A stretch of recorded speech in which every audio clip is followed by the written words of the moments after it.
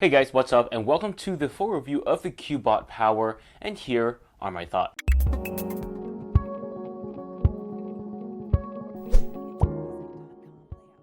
So let's go through this phone step by step. First of all, let's talk about the build quality, and the build quality here is plastic, right? You got a plastic back, it's glossy plastic, so it does pick up fingerprints, as you can see, fairly easily. The back camera does stick out a little bit, but it's really not that big of an issue. As you can see, it sticks out a little bit, but you really don't have to be too careful because there is this silver metal lip protecting the camera and the glass. And then you have an indented fingerprint sensor right here. And then finally at the bottom, you got a couple of stuff here, ROHS, CE, Cubot, and stuff like that. Standard stuff, pretty standard stuff. And then talking about the side. Okay, so before we talk about the buttons and stuff, I want you guys to notice the thickness of this phone. It's about a centimeter thick, give or take. It feels about that thick. So even though Cubot did curve the edges here, it still feels like a fairly thick phone. So I would say that Cubot did a decent job at making the phone feel smaller than it is, but they didn't do like an amazing job. The other thing to note is that the side of the phone here is made of a metal, and it's really what gives this phone its heft and its weight. And it has the advantage of making this phone feel solid, but also a little bit heavy. So moving on to the buttons, you got your power, you got your volume, and then here you have your SIM popper, or your SIM slot here. And look, we have the headphone jack right here, and USB-C. And let's look at the bezel size on the front. So let's turn on the screen, and the bezel size here is okay. It's not super small. Okay, you know what? Let me take that back. Let me say that. It's super small for a big battery phone, but for a bezel-less phone, it's not that great. Your side bezels are around 3 to 4 millimeters thick. They're actually not that big, but then it curves out a little bit on the side. And the top and bottom bezels are, they're okay also. So you have your bottom and top bezels, they're about maybe a centimeter total. So it's definitely decent for a big battery phone, but it's, it's average at best for a bezel-less phone. All right, let's move on to the display. And now talking about the display here, it's pretty good, right? This is an LCD display. Actually, let me expand that. This is an LCD display, and it looks quite good. You can see the colors are fairly saturated. There is a decent amount of it's good detail. It is 1080p and not a 2K display, which of course is going to make it look less crisp. But honestly, it's a 6-inch phone, and it's kind of hard to tell. And it's a 18 by 9 also. But yeah, I really like how this display looks. It's got some good color saturation. It's got some good details, so it's definitely a good phone. A good display that you can look at. Touch sensitivity is also pretty good, so you really have no problems here with touch. It's good. I don't really see any problems with that either. Max brightness is probably the weakest point of this phone. It's difficult to see in direct sunlight at times. So if you are in direct sunlight, you might have difficulty seeing it. You might have to shade it with your hands because the max brightness here is really not that great.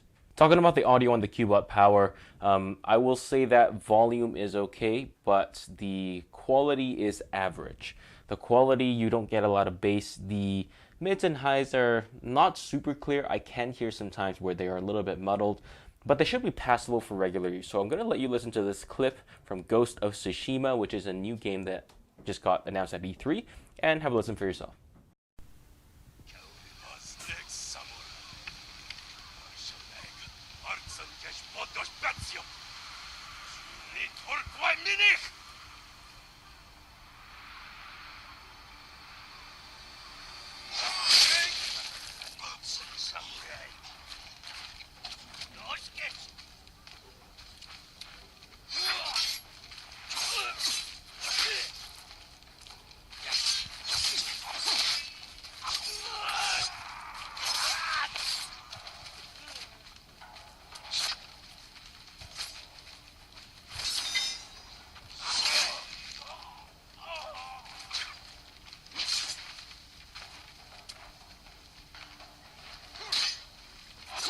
Sorry, I had to cut that audio clip short because I was going to sneeze. So let's talk about battery, and I've already did a full battery review in the video that you can check up above. The battery life, I'll just reiterate really fast. It is the most efficient Mediatek Helio P23 processor big battery phone I've ever seen, right? The main competitors are the Ulefone Power 3 and the Verni X. And this is more efficient than both of those, right? You can get better battery life compared to those two phones, even though the battery is the same or less, which is actually fairly impressive. And I could easily get, 15 hours of screen on time on this. And for video playback, I think I got around something like 27 hours of video playback on the 6,000 milliamp hour battery, which is actually pretty good for a Mediatek Helio P23. But suffice it to say that there is nobody who is going to kill this battery in a single day. So that's good. All right, talking about the software and performance, first let's do a treble check. We can open treble check and we can look at it here. And here we have project treble supported, but seamless updates are not supported because we don't have A/B partitions, but still it's very good. And this is Android 8.0, so that's good. In terms of use, I am super duper pleased with this because the stock launcher has two of the main features I really like. First, swipe left to access your Google Now page, and the other one is swipe up for your app drawer instead of having to tap on, well, like the middle button that you usually have on your other phones. So very happy with that, and performance is absolutely great.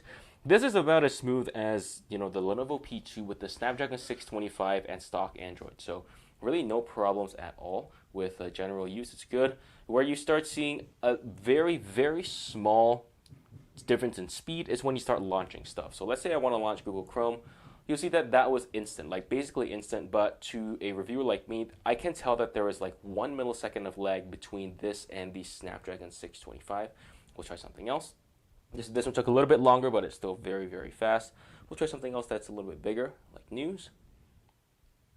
And same thing, very fast, no problem at all. So you want to multitask, you want to open apps on this phone, absolutely no problem. It will be a tiny bit slower than a Snapdragon 625, but I highly doubt that anyone who owns, maybe a Snapdragon 625 phone and this is going to be able to tell the difference.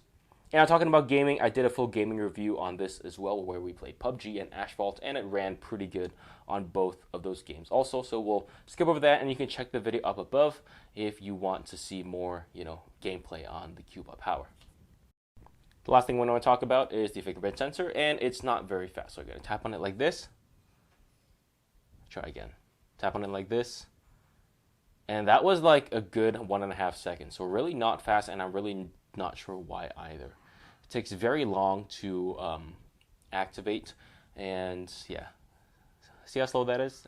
It's very slow. It's slow enough that I don't want to use it in real life. Let's put it that way. All right, let's check the network bands on this phone. I'm going to open up MTK engineering mode, and we'll go to band mode, and we'll check it out what we have here. So here we have 2G, which is useless for most people in North America. And then here for 3G, we have 2,900. So that's not going to be compatible anywhere in the US or Canada. So you're not going to get 3G anywhere in North America. You will get it in Europe, though. And now we're talking LTE bands. You got 1, 3, 7, and 8, and band 20. And so that's like the bare minimum bands right there. So again, absolutely zero compatibility inside USA, but in Canada it will work on the Rogers network 2G and 4G, and of course it'll work in Europe also. In terms of speeds, it's actually pretty good on my Rogers network. I got around 35 megabits a second, which is decent. Reception's pretty good also. Moving on to Wi-Fi and GPS, those work pretty well. I'm surprised by how well the GPS worked on the MTK 6763. I was expecting worse performance on this actually. So the worst part about the network part here would be the lack of network bands here. Now talking about the camera, I already did a full camera review of the Cubot Power that you can check up above. And the Cubot Power here is an extremely good camera. It takes extremely detailed shots with very good color saturation. I know some people in the comments were telling me that some of the photos are a little bit, blown out. And sure, I guess you can put it that way, that it's a little bit blown out, but I think it's fine actually. So I really do think the pictures are very good, but I will say that the problem with the camera in the Cubot Power is that it doesn't focus very fast. And if you don't focus on the right thing, then you usually get blurry shots or blown out, like actually blown out shots. So those are the two problems I see with the Cubot Power. In terms of photos, it takes good photos as long as you're focused. So you just gotta tap on that screen and you'll be focused on the right thing, and then you'll take some great photos with the Cubot Power. But if you're not focused, then it's gonna take bad shots. And in terms of low light, that's the other weakness that is apparent in every other Chinese phone. Bad low light shots. But that's something that no one's really figured out yet in the Chinese community except for like Xiaomi and Huawei. And yeah, the front-facing camera's fine, and you can do 1080p video recording, but not 4K on this yet. So my final thoughts on the Cubot Power is that overall it is a very, very good phone, except for the network bands, which pretty much makes this a no-buy in USA and Canada. However, this is a very, very good phone, and I'm so surprised that Cubot was able to come up with such a good phone, because I remember I was talking to some of the reps before, and they said that they're going to stick with the cheaper SoCs, but the Helio P23 is actually a is one of the more expensive Mediatek SoCs in Mediatek's lineup, so I was surprised that they actually chose to do that. And if we're talking about the phone itself, again, it's good, but the biggest thing holding me back from recommending this would be the price. It's $299. That is very, very expensive for the phone that you're getting here. I will say that the Ulefone Power 3 and the Verni X both launched, around, okay, so the Ulefone Power 3 was $265, the Verni X was $299, so about the same price as this. And at that price, I know there's some people who will want this because it does have stock Android, but at that price, I honestly just recommend you get a Redmi 5 Plus or even a Redmi Note 5. You do get MIUI instead of stock Android like what you have here, but I really think that it is worth the sacrifice because it's a lot of money for this phone. So if this phone dropped to like $200, then yeah, I could recommend it. But right now at $299, absolutely no way. So I do recommend you guys check the link down below to see if it's on sale and see if it's around $200. And if it is, then that is a good deal. If not, then it is not a good deal, especially at $299. Let me know what you think in the comments down below. Be sure to hit like and subscribe and hit that little notification bell to make sure you're notified of any of the latest videos that I upload. Thank you so much for watching, and I'll see you guys in the next one.